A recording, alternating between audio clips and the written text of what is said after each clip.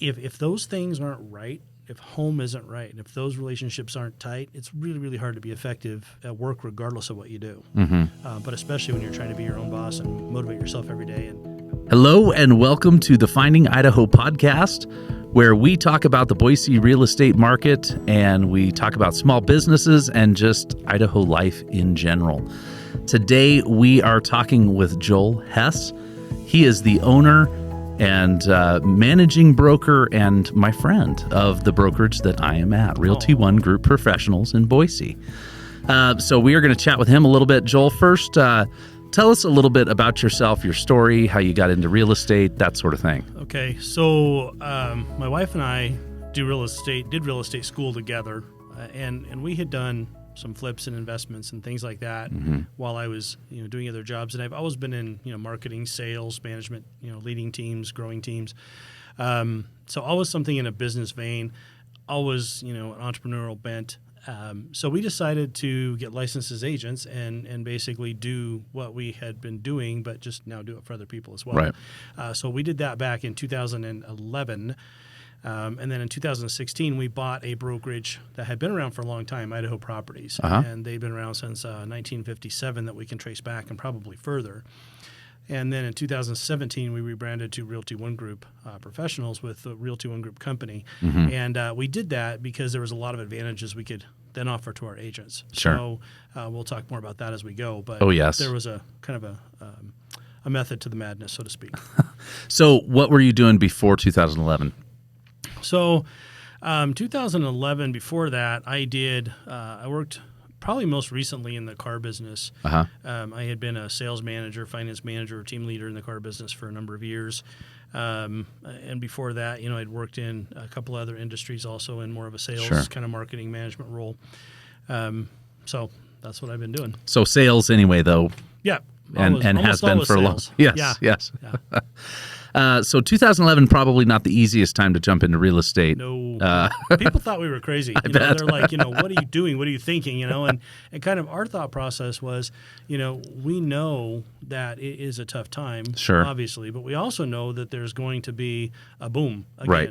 And we wanted to be in place. We wanted to kind of be dialed in, kind of have our marketing in place and kind of have our business rolling when it hit, because we knew when it hit, it was going to be crazy. And it was. Yeah, absolutely makes sense too. So, so now you've got Realty ONE Group Professionals. Been doing that specifically with that franchise for 5 years. Is that right? Yeah, about 5. Not quite 5 yet, but yeah, getting close. Because I've been with you for 4 years of that at least, and so fairly early on. About how many agents are we sitting at right now? We're about 65, I think, right now. 65 agents or so. Nice. And, one of the things that I always tell people when I talk about our brokerage, and you and I have talked about this, is that, it was like you kind of made mention of that when you moved over from the Idaho Properties into that, was that, it really was the value that you can add and those things that you can offer to those agents because of that name, because of the overall branding and the Yeah, well, kind of back up a little bit. So when I first got into real estate, I joined one of the large national franchises, and I was really disillusioned. And the reason I say that is because, when I joined, I was promised, that they would, have somebody mentor me. And actually, the person who recruited me said, I'll be your personal mentor. Never could find her, but I did find a couple other agents there that were able to really help me, because coming from a background of marketing and sales, I knew a lot about that, but I just wasn't. I was really just trying to figure out how I could best apply it into real estate. How can I kind of really get the ball rolling? Right, as you said, it wasn't an easy time, and then everything that they wanted to provide, it seemed like was an extra fee. Anytime there was a training class or whatever, it was like, gosh, it's only this much. Well, that became really expensive really quick. Right.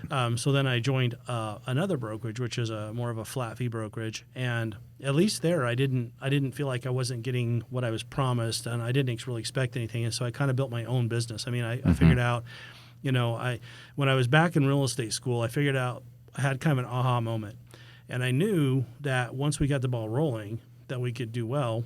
simply by making sure that we stayed in contact with the people in our sphere, Right. Our clients, our previous clients and friends and family. And because when I was in real estate school, they talked about National Association of Realtors does a lot of surveys, right? And one of the surveys they did said that about 90% of people, it was 90-something percent, I can't remember exactly, were overall satisfied the last time they worked with their agent. Right.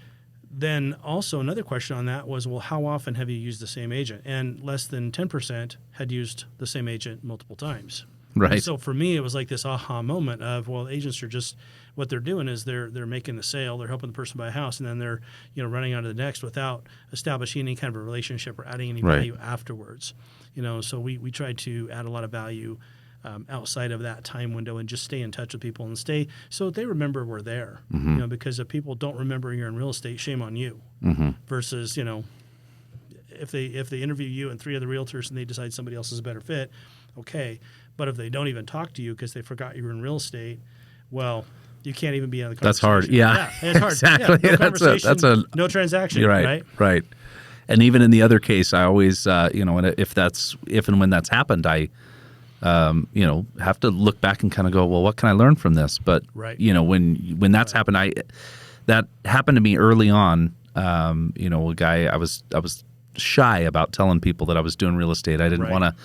want to be in people's face, and but I had a guy talk to me and say, I didn't realize you were doing real estate. I would have went through, and he even said I would have went through you, and I was like, you're like, take the knife. right? And at that point, I hadn't had a deal yet. Right. I was just going, oh no. Well, it's funny. I have a lot of conversations with people who are thinking about getting in real estate, obviously, right?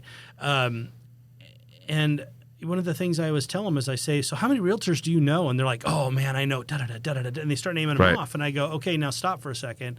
All the people that you know, your friends, your family, the people in your sphere, how many of them also know some of those people? And they kind of go, oh, bing, bing, bing, bing, right? I Right. mean, they're not going to work with me just because I go to real estate school and get my license. This doesn't automatically mean they're going to work with me. Right. So you've got to find, those ways to add value and stay top of mind. And all of those things are why we did what we did. Why I originally bought a brokerage, and I had a vision for what I wanted to build. And then lo and behold, I ran into a company that already had it, Right. So that's why we did the partner. But that being said, it's so funny because people just, they have this mindset that I'm going to go to real estate school and man, I'm just going to be on It's fire. gonna jump in. Light the world Yeah. on fire, And there is a lot of people right now that are have been going through real estate school or that just got their license. I mean, obviously we've been at kind of all-time highs, right? For how many agents in, Idaho specifically, obviously across the nation, yes, but only talking about Idaho, we've had record numbers. And, what would you say to somebody that is wanting to get into school, get into real estate, make a career out of this? Personally, I feel like it is very doable, but is an extremely difficult. You talk about 2011 being a difficult time. To me, coming in right now is extremely difficult, not because the housing market isn't moving and there's not things to sell and there's not people that are buying, but because there's, 15,000 other agents and Right. that are also vying for the same business. Right. Well, I mean, the first conversation is why. Why are you going to do it, and what is driving that? Because a lot of people, and I don't mean to sound, I don't mean to take people's excitement for granted, but sometimes people will say, "Oh, I just love looking at houses." So what? That has nothing almost to do with real estate, right? I mean, there's so many other aspects to it than just going and, looking at houses with people. Well, first thing you got to do is find people to look at houses with, right? And that's what almost all agents are constantly working towards, right? Trying to find, those folks to work with. And then all the tools in place to help them, all the education, all the background, all the experience, and if you're a brand new agent, the mentors that, we put with our brand new agents to make sure that the clients are getting top-notch service, first level service. So it's why, what's driving it.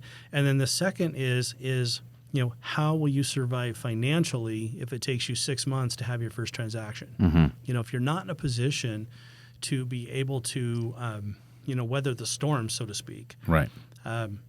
It's going to be tough. Now, it doesn't mean you when you get your license, you might have a family member or somebody who's willing to utilize you, right, and sell real estate right out of the gate. But there's going to have to be somebody after that. Right. So there's always going to be this initial kind of getting some traction. Mm-hmm. And you got to be able to do that. The other thing is, have you ever worked for yourself? Have you ever been the person who has to motivate you, Mm-hmm. right? When you have a job, you have that motivation that, okay, I need to be there at X time and need to work for X amount of hours, and then I get paid X amount of dollars. And if I don't show up, my boss is not happy. And, when you're your own boss, you have to have that drive to, work every day.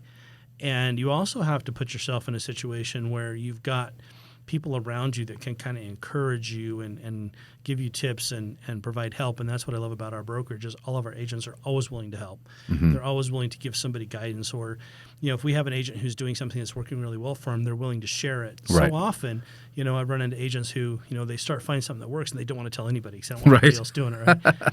And I guess I kind of get that, but that's just not how I'm wired. I tell everybody everything. Right. It's like, if I'm doing it, hey, let's try it, right? Let's go. So I love that. And so you've got to have that. There's a financial piece to it. There's a mental piece to it. Are you prepared mentally for this? And then the last piece is your family on board? Yeah. Because, I know people that they've stepped out of a 9-to-5 job, to be their own boss. And then all of a sudden when they're working nights, weekends, and they've got buyers who are, taking up every spare second of their time, sometimes the spouse struggles with that because they're used to that person being home at night and having dinner on the table and or having that family time. And if there's kids, sometimes that means the spouse has to come home from work and now they're on, duty with the kids and taking the kids to things and stuff like that. And so there's a cost to be paid by anybody who's Right. In that circle. You've got that on your side, and your family's extremely supportive of your business. And without that, it's very hard to flourish. Sure. Because you're always battling that, that at home frustration with trying to be top notch and, super excited and positive and motivated for your clients. Well, and if you're, I'd add to that, if you're not able, we didn't have the financial capability of weathering the storm, so to speak. So I was working full time when I started real estate and Right. still trying to put in full-time hours for real estate. So I was doing about 90 hours a week Yeah. pretty consistently for the first, year and a half. It's hard. Looking And back. that's rough. Yeah, I would say looking back, the lifestyle you have now, you probably think, okay, it was worth it. But Sure. in that moment, it was In that hard. moment, it was tough. And it was, and it's nice because it, now gives me the freedom to, I work late nights sometimes and or early mornings or weekends or whatever. But, I also have the freedom to turn things off as long as I'm Right. being disciplined, turn things off and go to a basketball game or go hang out with the family and, or take my kids, sometimes my kids have come showing a property with me Right. if, Well, when it's yeah. appropriate to do so. Well, what's interesting is, when I talk with agents, I say, look, here's the thing with your family. You have to book appointments with them just like with anybody else, right? So let's say your daughter has a basketball game at 3 o'clock today. Well, that's an appointment, right? So if a client calls and says, hey, can you show me a house at 3 o'clock? Well, I can at 3 o'clock, but I can be there at 4:30, right? Because if it was an appointment with a client, if you were showing one client a house at 3 o'clock, you wouldn't drop them to show another client a house at 3:30, right? Right. You wouldn't just drop them. So you have to book those as appointments because those relationships, if those things aren't right, if home isn't right, and if those relationships aren't tight, it's really, really hard to be effective at work regardless of what you do. But especially when you're trying to be your own boss and motivate yourself every day and Absolutely. and get up and put in time. Because so many people get into real estate and they don't realize that, they have to put in several hours a day working on their business. Well, first of all, a lot of them just aren't sure what to do, and we can kind of help with that. But sometimes when you show them what to do, it's hard for them. You mentioned it was hard for you to tell people you were in real estate, right? You didn't want to feel like you were bugging them.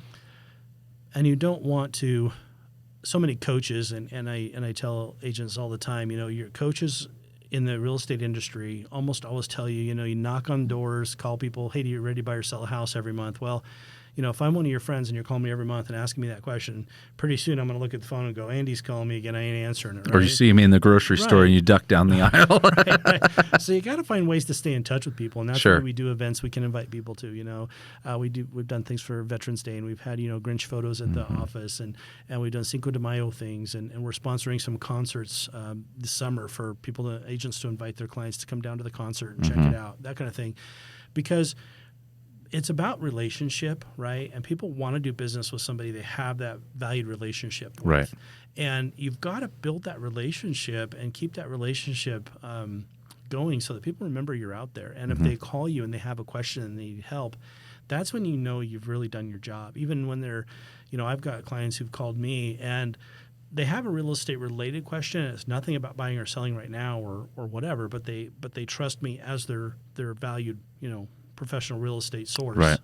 The first call, and that's huge to me. So I usually know where to guide them, whether they need a real estate attorney or whether they need to talk to a lender about a refinance or whatever it is. Sure. But I love being that person that provides that, because I know that most of the time, if they trust me for that, they're going to trust me when they're ready to buy or sell a home. And eventually they're going to need to buy or sell. Absolutely. Or know somebody who does. Sure. Or yeah. Yeah. And chances are you're also going to need a commission check when that time comes. Those are would nice. be my guess. Those are nice. Yeah, those are nice. Yeah. I mean, it's income. It's funny because we all need to earn an income. Sure. But that's the other thing I'll tell agents. If you're focused on how much money you can make, don't get in real estate. Right. Because, you have to understand what your big why is. And for me, it boils down to I get to be part of people's story. So I have people I've helped, buy a house. And then when their daughter and their fiance are ready to buy their very first house, they call me, like, hey, you've helped my folks. They tell me that I can trust you. That's pretty cool. Yeah. That's a pretty cool thing. And those are some of the best clients to get to work with, even though sometimes it takes a lot of work. Yeah. It's not always easy in those cases, but man, they're sometimes fun. it's hard. People call you and they're getting a divorce, and you love them both to death, and that's tough, or somebody in their family's passed away, and now you're selling that house for them. It's a very emotional time, right? That's where the strength of the relationship comes in, because that's when they need a friend and a realtor, right? Not not just somebody that they heard about on the radio, and in some ways a counselor. For some of that. Exactly, right? They need that person that's going to be there to give them good advice and that they can be real with. And so it's pretty cool. Right. I love that.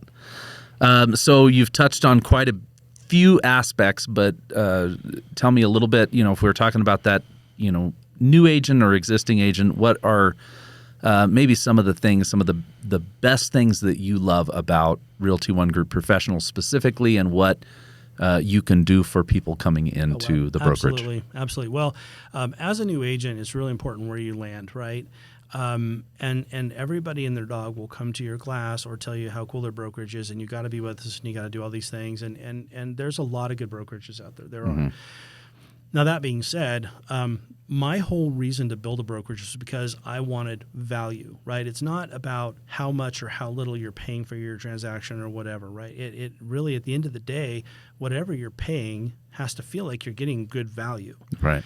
And so for us, we have a mentor program for brand new agents. Their first 5 transactions are required to work with a mentor, and that's designed there to protect the client as well as that agent, make sure that they're, crossing the T's and dotting the I's and doing all the things that they need to be doing to do the transaction correctly, right? But also it's their chance to learn and grow. And we have a contract class that our broker teaches to new agents. It's required because in real estate school, as you know, it's mostly about teaching you to pass a test. Right. There's very little that's actually applicable to what you do day to day in real estate. And so when you write your first contract, we don't want people to, new agents to be like, man, I'm so stressed, because it's nervous, right? You're writing a contract with somebody, you're nervous anyway.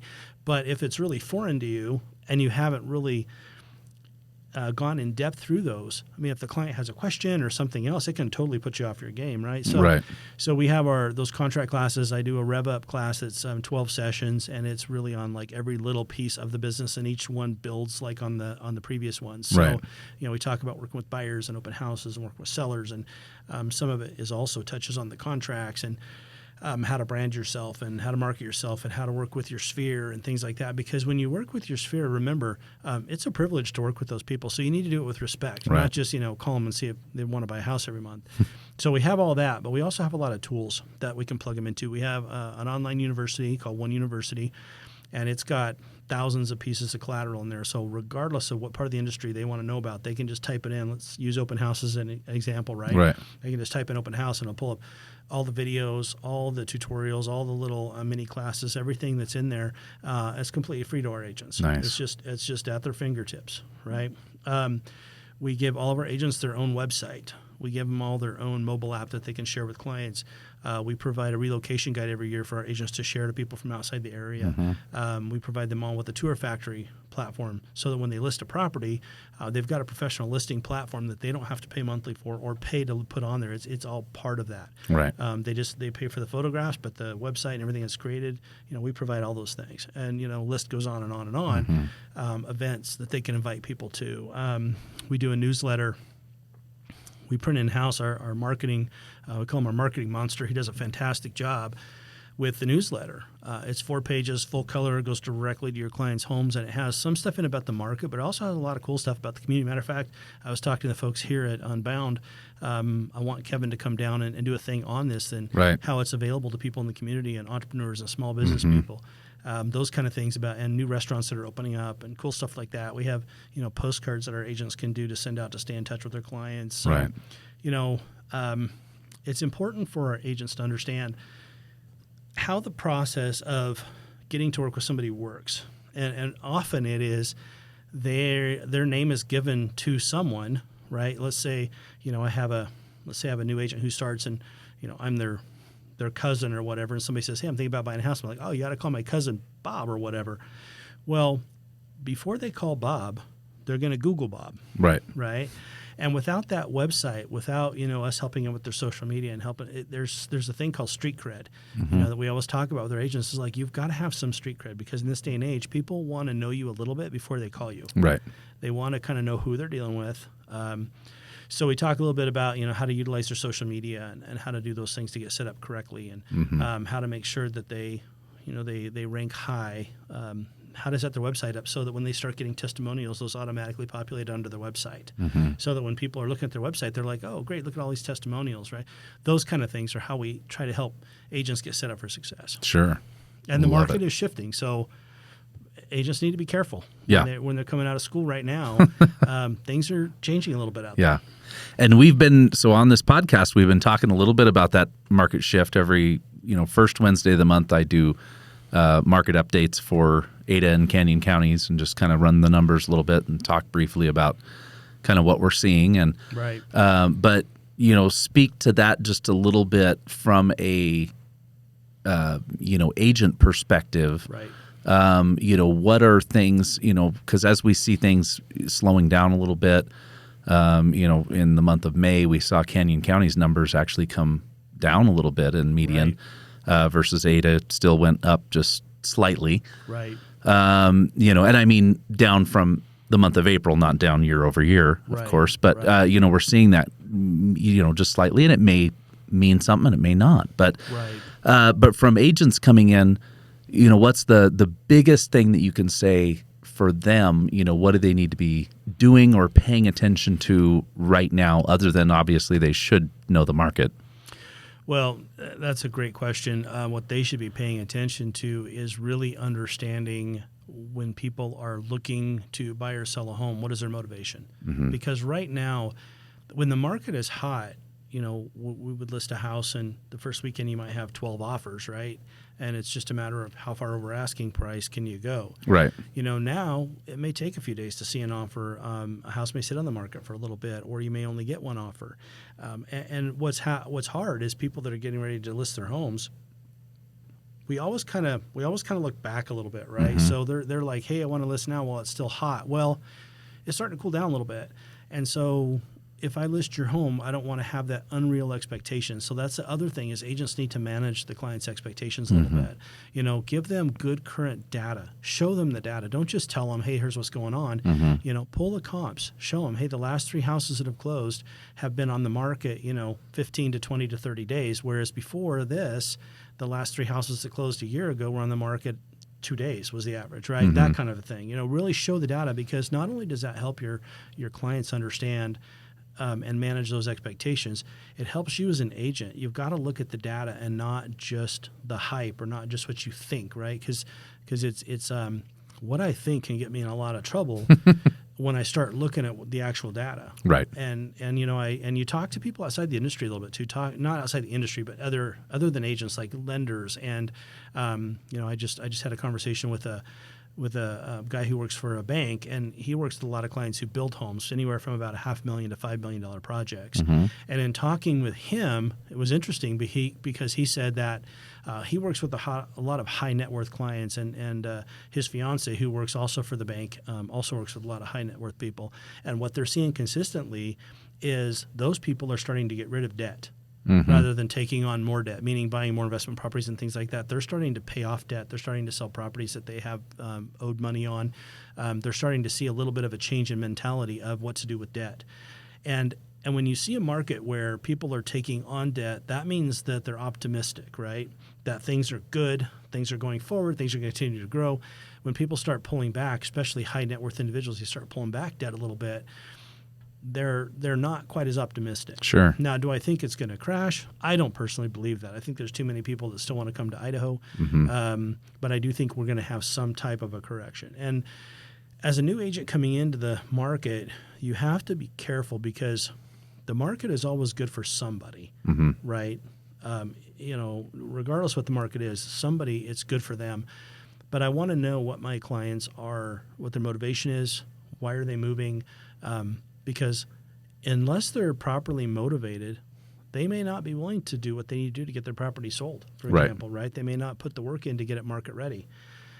I can't tell you how often over the last couple of years I've gotten frustrated because I see agents list properties, not ours, but I see mm-hmm. agents list properties and they've got pictures with their cell phone, or they've only got 2 or 3 pictures, or they've done zero to counsel help their folks with curb appeal. Right. And it's just, they've just relied on the frenzy of the market to mm-hmm. sell the property. And does it sell? Yeah. Does it sell for over asking? Yes. But in my heart, I still know it costs their seller money to do that. Sure. Because the law of averages, if I get 20 people there and I get 10 offers, that's great. But if I could have got 100 people there and got 40 offers, it's even better. Sure. Right. So, don't be lazy. Don't come into the market thinking the market's going to do the work for you. Mm-hmm. You've got to be ready to pull your boots up and do the work, and you've got to do the research, and you've got to have good information. Right. And don't rely just on other agents to tell you what's going on. Talk to lenders, talk to appraisers, talk to the photographer, professional mm-hmm. photographer doing listings. He can tell you how much busier he's gotten. Yeah. Are we seeing inventory? I get a lot of information from my photographer. Yeah, right? Yeah, I talk to Frank all the time. I'm like, and so he tells me, I'm seeing tons of stuff coming on the market. And sure enough, I start seeing inventory move up. Yeah. And, but I am seeing some of the builders do price improvements going down, mm-hmm. right, recently, which I haven't seen for a while. Right. And so there is a correction coming. Things are going to shift a little bit. Right. I still think it's a great market. I mean, it's still Absolutely. still very much a seller's market. But, interest rates and inflation and all those things start to kind of play on people's minds. Mm-hmm. And, as an agent, you have to be prepared to have those conversations. So if Sure. somebody asks you, well, how do you think inflation is going to impact the market? If you haven't looked into it or done any reading or any research, it's really, really hard to answer that question. Sure. I like it. So Wonderful. All right, man. Well, hey, thank you so much for coming and brother. chatting with us a little Anytime. bit. For any of you watching and listening, certainly if you have any questions for myself or for Joel, reach out. We'd love to connect with you and chat and help you wherever we can, because we just love to help people. So Yes, it's been awesome. So, Awesome. All right, man. Thanks to have you, or thanks for coming. It's great to have you, and we'll see you soon. I know what you meant. Bye.